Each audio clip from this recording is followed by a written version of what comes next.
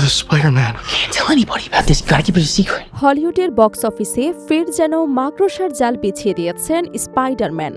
মুক্তির পর তৃতীয় সপ্তাহে প্রেক্ষাগৃহে দাপট দেখিয়ে চলেছে স্পাইডারম্যান ব্র্যান্ড নিউ ডে। শুরু থেকে দর্শকদের মধ্যে ব্যাপক আগ্রহ তৈরি করা সিনেমাটি এবার এমন এক মাইলফলক ছুঁয়েছে যা হলিউডের ইতিহাসে খুব অল্প কয়েকটি সিনেমাই অর্জন করতে পেরেছে।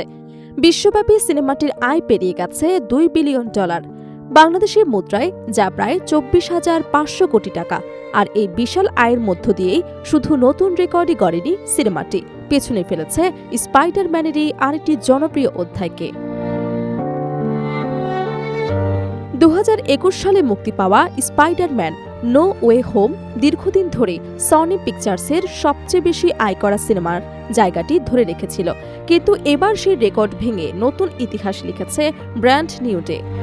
ফলে সনি পিকচার্সের ইতিহাসে সর্বোচ্চ আয়কারী সিনেমা হিসেবে জায়গা করে নিয়েছেন টম হল্যান্ড এবং জেন্ডায়া অভিনীত এই ছবি।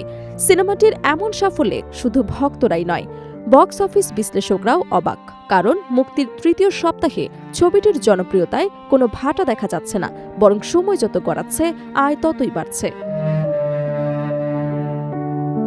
উত্তর আমেরিকার বক্স অফিসেও একই চিত্র। হলিউড রিপোর্টারের প্রতিবেদনের তথ্য অনুযায়ী টানা তৃতীয় সপ্তাহের মতো সেখানকার বক্স অফিসের শীর্ষস্থান ধরে রেখেছে সিনেমাটি। তৃতীয় সপ্তাহান্তে শুধু উত্তর আমেরিকা থেকে ছবিটির আয় হয়েছে প্রায় $7 কোটি বা $70 মিলিয়ন। আর তৃতীয় সপ্তাহে এত বড় অঙ্কের আয় বক্স অফিসের ইতিহাসে দ্বিতীয় সর্বোচ্চ। অর্থাৎ মুক্তির 17 দিন পরও দর্শকদের আগ্রহ এতটুকু কমেনি, বরং সিনেমাটির প্রতি দর্শকদের টান এখনো আগের মতোই শক্তিশালী।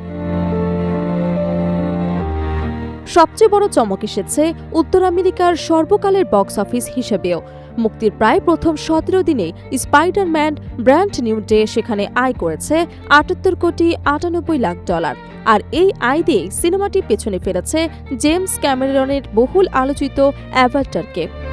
অ্যাভাটারের উত্তর আমেরিকার আয় ছিল প্রায় $78 কোটি 52 লাখ।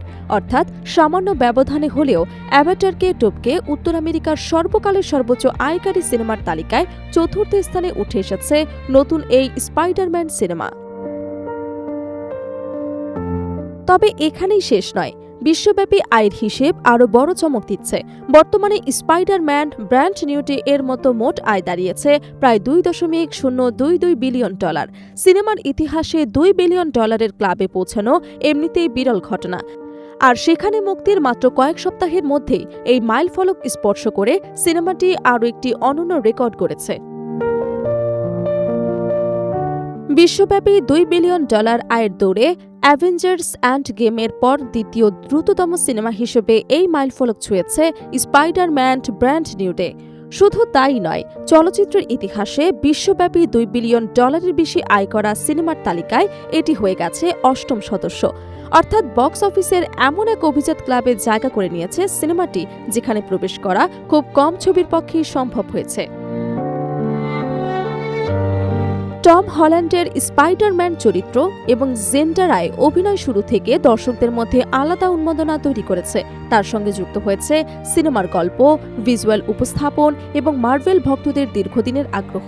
ফলে মুক্তির পর থেকেই একের পর এক রেকর্ড ভেঙে এগিয়ে যাচ্ছে ছবিটি। প্রথম সপ্তাহের সাফল্যের পর দ্বিতীয় সপ্তাহে বক্স অফিসের দাপট ধরে রাখা এবং তৃতীয় সপ্তাহে এসেও শীর্ষস্থান ধরে রাখা, সব মিলিয়ে সিনেমাটির জনপ্রিয়তার চিত্রটা বেশ স্পষ্ট।